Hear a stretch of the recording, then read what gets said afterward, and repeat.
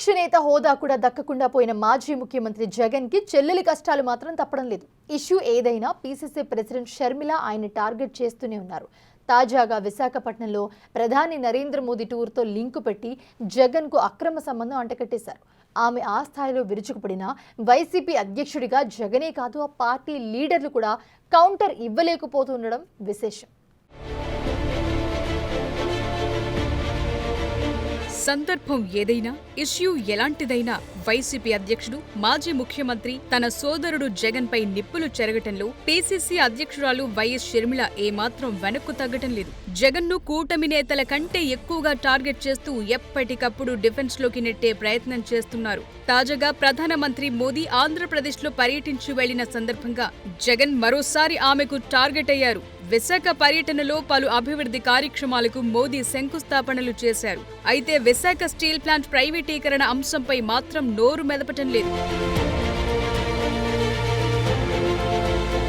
Visakha steel plant ప్రైవేటీకరణపై కేంద్రం వైఖరి ఎందుకు చెప్పలేకపోయారని షర్మిల ప్రశ్నించారు. అలాంటి మోదీ చుట్టూ తిరుగుతూ అధికార ప్రతిపక్షాలు ఆయన జపం చేస్తున్నాయని విమర్శించారు. ఆంధ్రప్రదేశ్ ప్రజలను మోసం చేసిన మోదీతో చంద్రబాబు సక్రమ సంబంధం పెట్టుకుంటే వైసీపీ అక్రమ సంబంధం పెట్టుకుందంటూ జగన్ పై విమర్శలు గుప్పించారు. ఉత్తరాంధ్ర రాయలసీమకు స్పెషల్ ఎకనామిక్ ప్యాకేజు మన హక్కు, ఒక్క మాటైనా మాట్లాడారా? కడప స్టీల్ ఫ్యాక్టరీ మన హక్కు, ఒక్క మాటైనా మాట్లాడారా? మన బిడ్డలకు ఉద్యోగాలు 2 కోట్లు ఇస్తామన్నారు సంవత్సరానికి, మన బిడ్డలకు 1 లక్ష కూడా ఇవ్వలేదు, ఒక్క మాటైనా మాట్లాడారా? విశాఖ స్టీలును కాపాడుతాము, విశాఖ స్టీలు ఆంధ్ర రాష్ట్రానికి చాలా ముఖ్యము అని ఒక్క మాటైనా, ఒక్క అష్యూరెన్స్ అయినా ఇచ్చారా? అలాంటి వాళ్ళ గురించి ఎంతో గొప్పలు చెప్తున్నారు ఈరోజు టీడీపీ జనసేన వాళ్ళు. వైసీపీ ఏం తక్కువ తినలేదు. జగన్మోహన్ రెడ్డి గారు ఒక పక్క టీడీపీ సక్రమ సంబంధం పెట్టుకుంటే జగన్మోహన్ రెడ్డి గారు అక్రమ సంబంధం పెట్టుకున్నారు అదే బీజేపీ పార్టీ. ఈరోజు జగన్మోహన్ రెడ్డి గారిని ప్రశ్నిస్తున్నాం. మోడీ గారు మన రాష్ట్రానికి వచ్చారు, ఒక్క మాట ప్రత్యేక హోదా గురించి మాట్లాడలేదు, విశాఖ స్టీల్ గురించి ఒక్క మాట అష్యూరెన్స్ ఇచ్చిపోలేదు, మరి ఎందుకు ఊరుకున్నారు అని అడుగుతున్నాం. వైఎస్ రాజశేఖర్ రెడ్డి బిడ్డ అయ్యుండి జగన్ బీజేపీతో అంటకాగుతున్నారని విమర్శలు గుప్పించారు. విశాఖ స్టీల్ ప్లాంట్ పై మోదీ మాట్లాడకపోయినా మౌనంగా ఉండటంపై అటు ఏపీ కూటమి ప్రభుత్వాన్ని జగన్ ను ప్రశ్నించారు. ఏపీలో పీసీసీ చీఫ్ గా షర్మిల బాధ్యతలు చేపట్టినప్పటి నుంచే ఏపీలో అప్పటి ముఖ్యమంత్రి జగన్ కు కష్టాలు షురు అయ్యాయి. అప్పట్లో ప్రతిపక్ష హోదాలో ఉన్న చంద్రబాబు గాని, ఆ పార్టీ నాయకులు గాని, జనసేన అధినేత పవన్ కళ్యాణ్ గాని ఎన్ని విమర్శలు చేసినా జగన్ పెద్దగా సీన్లోకొచ్చేవారు కాదు.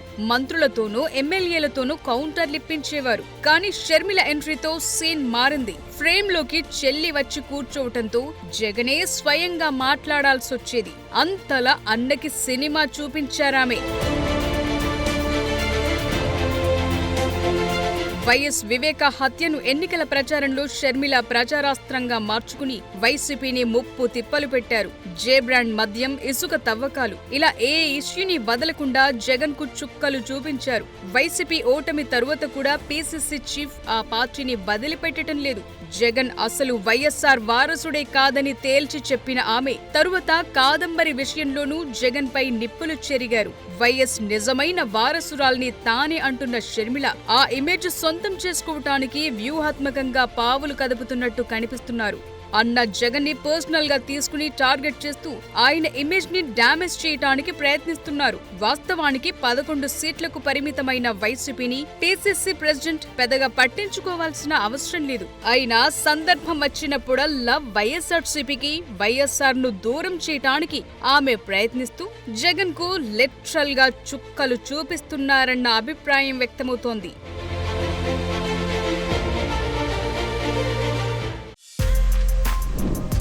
For more videos like this, subscribe Big TV channel.